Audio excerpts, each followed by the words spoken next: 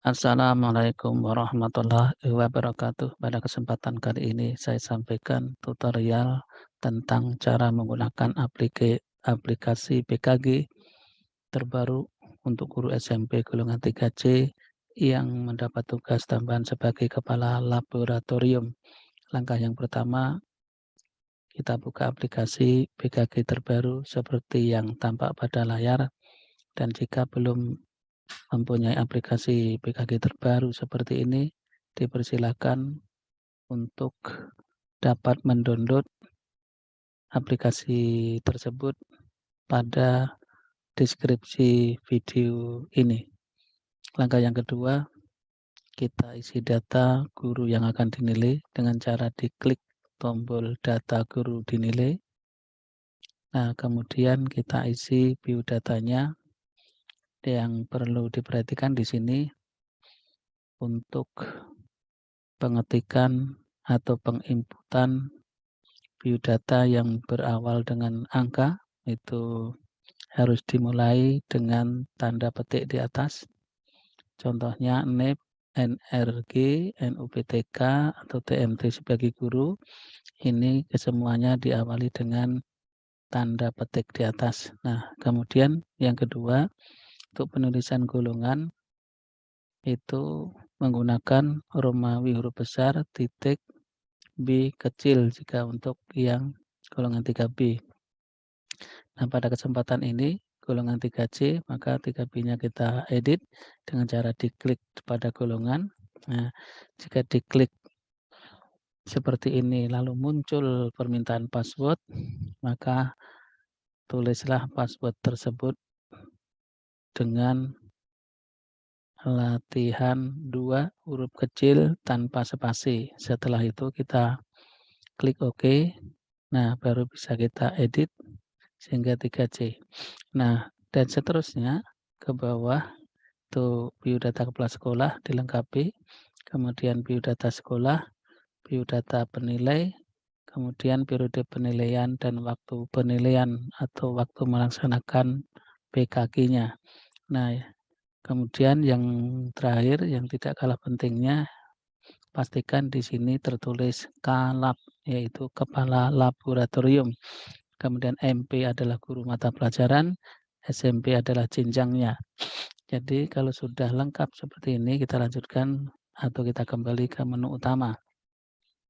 Lalu kita input untuk poin yang kedua, tombol yang kedua warnanya kuning. Ini kita klik. Nah, kita input penilaian PK dari kompetensi 1 sampai dengan kompetensi 14. Nah, ini sudah terisi. Jika tidak sesuai, silakan diedit. Cara mengeditnya, saya contohkan misalnya nomor 1. Skornya adalah 1, maka dihapus dulu yang skor 2, kemudian skor dipindah di skor 1 dengan cara di input atau diketik huruf X huruf kecil. Huruf kecil. Nah, jika sudah seperti ini, sesuaikan sampai kepada ini kompetensi 1 sampai dengan kompetensi 14 di bawah. Jika penginputan sudah selesai, kita kembali ke menu utama. Kemudian kita input sebagai tugas tambahan sebagai kepala lab, yaitu yang warna coklat. Nah, caranya jika penilaian ini tidak sesuai, ini cara mengeditnya, yaitu misalnya penilaian 1.1 itu adalah skornya 3, maka klik saja angka 3 langsung di bulatanya. Nah, sehingga ini akan skor 4 yang asalnya terisi akan menjadi kosong. Nah, seperti itu cara mengeditnya di halaman ini, dan ini ada 1.1 sampai dengan 1.5. Ya, 1.5. Jika sudah selesai penilaian di sini, kita kembali ke menu utama, klik menu. Nah, kemudian kita masukkan penilaian dari teman sejawat atau guru teman-teman di sekolah tersebut. Kita klik penilaian teman sejawat dengan cara input hasil penilaiannya. Nah, penilaian yang ada di sini baru 8 orang, dan silakan ditambahi sampai 10. Nah, cara editnya ini penilai ke-9 kita inputnya, penilai ke-9 saya contohkan 1 saja. Nah, misalnya penilaiannya itu mendapatkan hasil seperti ini misalnya ya. Jadi hasilnya 2 gitu. Input saja nilainya 2 gitu. Nah, kemudian misalnya lalu nilainya 1 dan seterusnya sesuaikan dengan hasil dari penilaian teman sejawat tersebut. Nah, jika ini sudah selesai,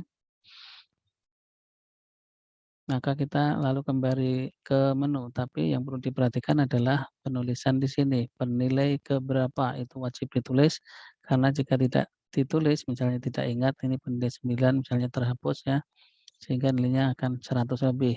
Apalagi ini penilai 8 tidak tertulis, sehingga hasilnya akan tidak mungkin angka tersebut. Sehingga ini kesalahannya pada penginputan saja. Nah, makanya ini penilai harus ditulis, penilai 8, penilai 9, dan seterusnya. Jadi terakhir pada penilai 10. Nah, ini cara input untuk halaman yang ini. Jika ini sudah selesai, lalu kita kembali ke menu utama. Baru kita input penilaian siswa. Hasil penilaian siswa sama dengan cara menginput penilaian teman sejawat atau guru. Nah, caranya saya contohkan lagi satu lagi untuk yang misalnya ini penilai yang ke-6. Penilai yang ke-6 misalnya skornya 2 begini ya. Hasil penilaiannya 2.